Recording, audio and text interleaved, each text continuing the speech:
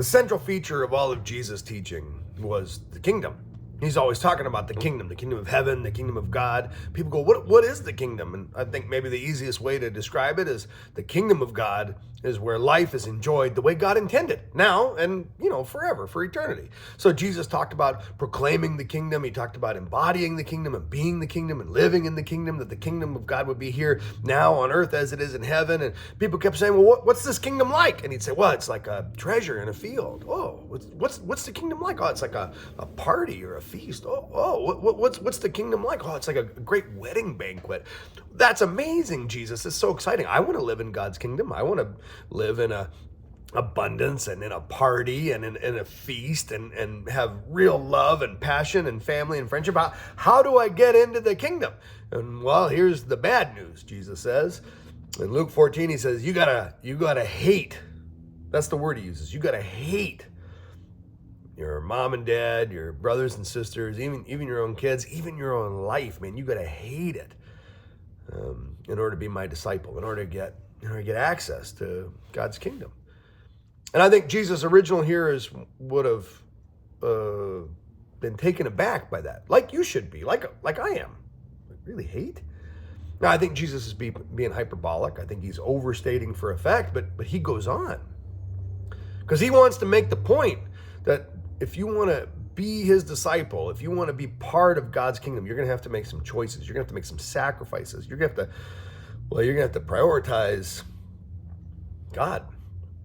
You have to prioritize Jesus above all competing concerns, even other good things. So he says, if you want to be my disciple, this is Luke chapter 14, you got to carry your own cross.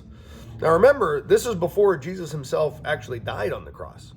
So when Jesus is talking about the cross, it's not a symbol yet. Like for us now, you see Christian people, they wear a cross. You drive by churches, they have crosses up there. And we know, that probably felt weird once upon a time when the cross became the symbol of the Christian faith. We know, that once upon a time, that was probably as weird as if you drove by and saw an electric chair or a needle or something on the outside of a church. When the cross is a symbol of death, we know that. But I don't think we emotionally appreciate the provocation with which Jesus spoke. You got to carry your own cross. I mean, the cross was a political execution.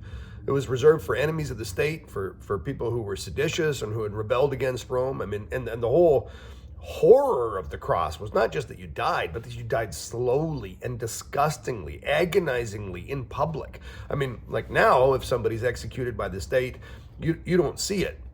Then, if you were executed by the state, it would be like them, hanging you by your neck on Michigan Ave and cutting open your entrails so that all your blood and guts spilled out and everybody heard you screaming and crying for 3 or 4 or sometimes 5 days till your body decomposed or till your big rope cut right through your neck and you splatted in the sidewalk. I mean, it was disgusting. And so Jesus is saying, if you're going to follow me, like there's some bad stuff coming your way.